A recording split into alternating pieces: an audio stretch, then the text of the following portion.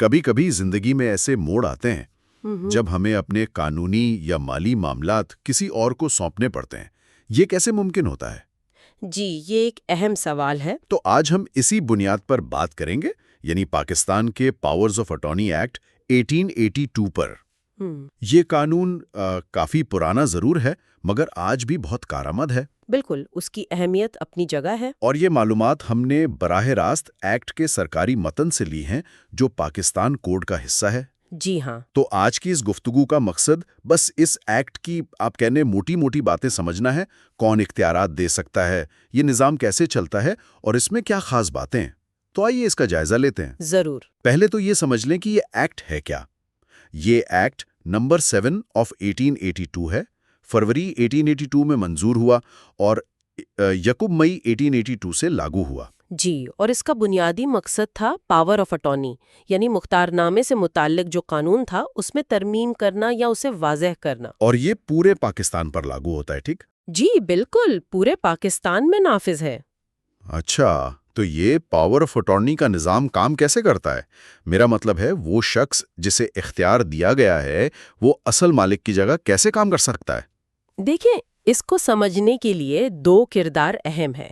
ایک موکل، یعنی وہ شخص جو اختیار دے رہا ہے۔ صحیح۔ اور دوسرا مختار، یعنی وہ شخص جسے اختیار ملا ہے اور جو موکل کی جانب سے کام کرے گا۔ تو سیکشن 2 کہتا ہے کہ مختار اگر چاہے تو موکل سے ملے اختیار کے تحت دستاویزات پر اپنے نام اور دستخط سے سائن کر سکتا ہے، اور جہاں ضرورت ہو وہاں اپنی مہر بھی لگا سکتا ہے۔ یعنی قانونی طور پر مختار کا دستخط بالکل ویسا ہی سمجھا جائے گا جیسے موکل نے خود کیا ہو؟ جی بالکل، قانون کی نظر میں یہ عمل اتنا ہی مؤثر ہوگا جتنا کہ موکل نے خود اپنے نام، دستخط اور مہر سے کیا ہو۔ اچھا۔ اور یہ بات ان مختار ناموں پر بھی لاگو ہوتی ہے جو اس ایکٹ کے بننے سے پہلے بنے تھے یا بعد میں تیار کیے گئے ہیں۔ اس سے لین دین اور قانونی کارروائیوں میں بڑی سہولت ہوتی ہے۔ یہاں ایک تھوڑی پیچیدہ صورتحال ذہن میں آتی ہے. فرض کریں موکل کا انتقال ہو جاتا ہے، یا وہ ذہنی طور پر ٹھیک نہیں رہتا، یا دیوالیہ ہو جاتا ہے، جی، یا خود ہی مختار نامہ منسوخ کر دیتا ہے، لیکن مختار کو اس تبدیلی کا پتہ ہی نہیں چلتا. اگر وہ لا علمی میں نیک نیتی سے کوئی کام کر دے، جیسے کوئی ادائیگی کر دے، تو پھر کیا ہوگا؟ ہاں، یہ ایک بہت اہم نقطہ ہے اور اسے سیکشن 3 دیکھتا ہے۔ اگر مختار نے نیک نیتی سے کام کیا ہے، یعنی ایمانداری سے، اور اسے موکل کی موت، ذہنی عدم توازن، دیوالیہ پن یا منسوخی کا علم نہیں تھا، یعنی لا علمی میں؟ جی، لا علمی میں، تو وہ ذاتی طور پر اس ادائیگی یا کام کے لیے ذمہ دار نہیں ہوگا۔ یہ ایک طرح کا تحفظ ہے مختار کے لیے۔ اچھا، لیکن اس کا مطلب یہ تو نہیں کہ جس شخص کا اصل میں حق بنتا تھا اس کا نقصان ہو جائے؟ نہیں، ایسا نہیں ہے۔ سیکشن 3 یہ بھی واضح کرتا ہے، اگر کسی تیسرے شخص کا حق موکل کر بنتا تھا تو وہ اپنا حق اس شخص سے وصول کر سکتا ہے جسے مختار نے ادائیگی کی ہے۔ اچھا، یعنی حقدار کا دعویٰ ختم نہیں ہوتا؟ نہیں، دعویٰ ختم نہیں ہوتا، بس وہ ادائیگی کرنے والے یعنی مختار کی بجائے وصول کرنے والے پر دعویٰ کرے گا۔ اور یہ یاد رہے کہ یہ سیکشن صرف ان کاموں اور ادائیگیوں پر لاگو ہوتا ہے جو اس ایکٹ کے نافذ ہونے کے بعد کیے گئے ہوں۔ ٹھیک، اب یہ بتائیں کہ یہ جو اہم دستاویز ہے پاور آف اٹارنی، اسے سرکاری طور پر محفوظ کیسے کیا جاتا ہے یا قابل رسائی کیسے بنایا جاتا ہے؟ جی، سیکشن 4 اس کا طریقہ بتاتا ہے۔ پاور آف اٹارنی کی جو اصل دستاویز ہے اسے حلف نامے یا کسی اور ثبوت کے ساتھ تصدیق کروا کر متعلقہ ہائی کورٹ میں جمع کرایا جا سکتا ہے۔ ہائی کورٹ میں؟ جی ہاں، ہائی کورٹ میں۔ وہاں ان دستاویزات کا باقاعدہ ایک الگ فائل یا ریکارڈ رکھا جاتا ہے۔ اس کا فائدہ کیا ہے؟ فائدہ یہ ہے کہ کوئی بھی شخص، مطلب عام آدمی بھی، مقررہ فیس ادا کر کے اس ریکارڈ کو دیکھ سکتا ہے، دستاویز کا معائنہ کر سکتا ہے، اور اگر ضرورت ہو تو اس کی تصدیق شدہ نقل بھی حاصل کر سکتا ہے۔ یعنی یہ شفافیت اور ثبوت فراہم کرنے کا ایک مؤثر طریقہ ہے۔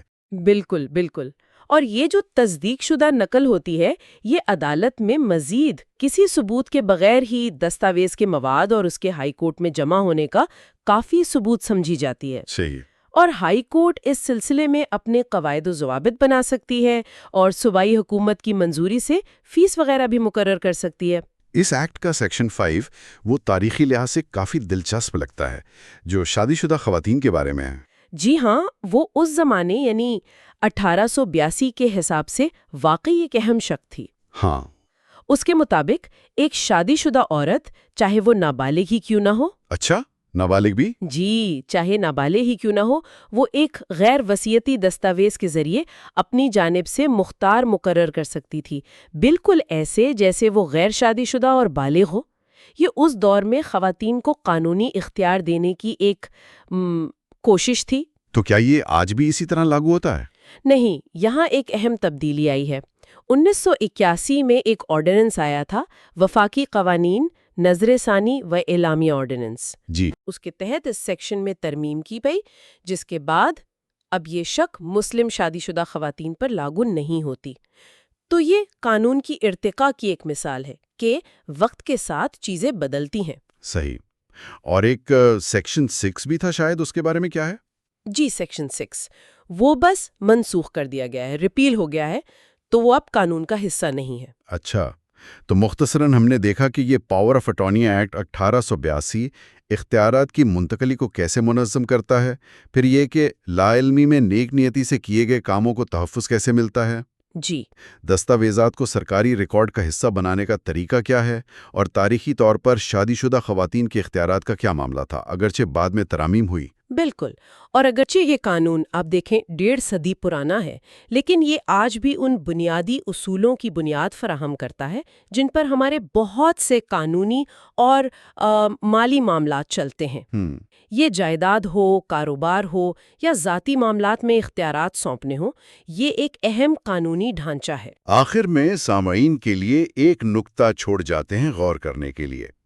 1882 سے آج تک رابطے کے ذرائع، معلومات کی تصدیق کے طریقے، یہ سب کچھ کتنا بدل گیا ہے۔ بے حد بدل گیا ہے۔